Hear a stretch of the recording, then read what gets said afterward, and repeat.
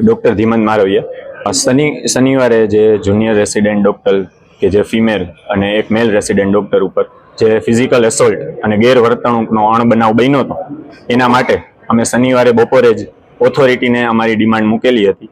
ત્યારબાદ કાલે અમે અમારી રજૂઆત મીડિયા સમક્ષ કરી હતી।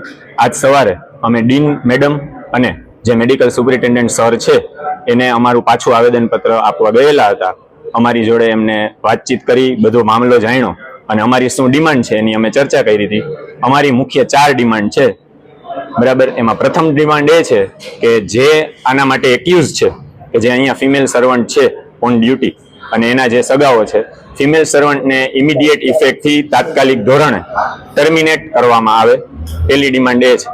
બીજી ડિમાન્ડ એ છે કે અત્યારે તમે કોઈ પણ વોર્ડ કે ઇમરજન્સીમાં રાજકોટ સિવિલમાં જુઓ તો સિક્યોરિટીના નામે ખાલી સિક્યોરિટીમાં એક કહી શકાય એવા માણસ જે કે પોતાને કે જેને સિક્યોરિટીની જરૂર હોય એ લેવલના માણસો રાખેલા છે, જેનાથી અમે સેફ ફીલ કરતા નથી। કારણ કે આ બનાવ બન્યો ત્યારે સિક્યોરિટી ઓફિસર બહાર હતા પણ કાંઈ પગલાં ભર્યા નથી। એટલે તાત્કાલિક ધોરણથી દરેક બિલ્ડિંગના પ્રવેશ દ્વારે 2 બાઉન્સર અને દરેક બિલ્ડિંગના જેટલા માળ છે દરેક માળ ઉપર એક બાઉન્સરની તાત્કાલિક ધોરણે વ્યવસ્થા કરવામાં આવે જે સ્ટાફ છે અને ડોક્ટરોની સેફટી માટે। ત્રીજી ડિમાન્ડ એ છે કે અહીંયા સિવિલમાં એવું છે કે ભાઈ દર્દી દાખલ થાય તો એની સાથે 10 જણા હોય, 15 જણા હોય, 20 જણા હોય, ગમે તેટલાને ગમે ત્યાં પ્રવેશની છૂટ છે, જે કોઈ રીતે ચલાવી લેવામાં આવે એવું નથી। તો એના માટે પાસ સિસ્ટમ જે ઓલરેડી ઓન પેપર ચાલુ જ છે રાજકોટ સિવિલમાં પણ એનો અમલ થતો નથી, તો એના માટે 2 પાસ દરેક દાખલ દર્દી માટે, એક પાસ કે જે 24 કલાક દર્દી યારે એક સગું રહેતું હોય એના માટેનો, અને બીજો કે જે ખાલી વિઝિટિંગ અવર દરમિયાન એક વ્યક્તિ દર્દીને મળી શકે વારાફરતી પાસ લઈને, એ વ્યવસ્થિત સ્ટ્રિક્ટ ચેકિંગ સાથે પાસ સિસ્ટમ પ્રમાણે જ સગાને મળવા દેવામાં આવે, એ સિસ્ટમનો તાત્કાલિક ધોરણે અમલ કરાવવો, એ ત્રીજી ડિમાન્ડ છે।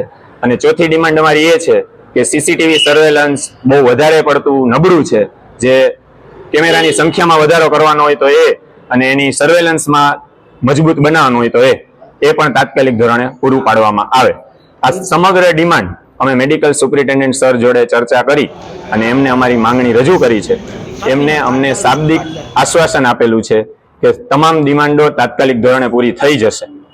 જો આ ડિમાન્ડો અમે એમને ઓલરેડી 48 કલાક આપેલા છે અને હજી આજ સાંજે 4 વાગ્યા સુધીનો ટાઈમ આપ્યો છે, પણ ડિમાન્ડ જો સ્વીકારી નહીં તો સાંજે 4 વાગ્યાથી દર્દીને હાલાકી ન થાય, કોમન પબ્લિક હેરાન ન થાય એના માટે ઇમરજન્સી સેવા ચાલુ રહેશે।